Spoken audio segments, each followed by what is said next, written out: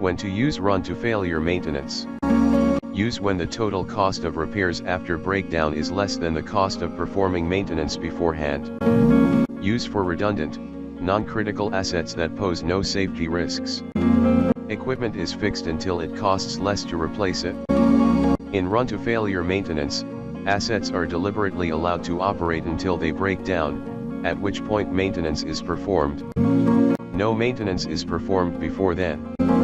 A plan is in place ahead of failure, so the asset can be fixed without causing production issues. Requires an understanding of how an asset might break and consequences. An example is the plan for a light bulb. The bulb operates until failure and is then fixed.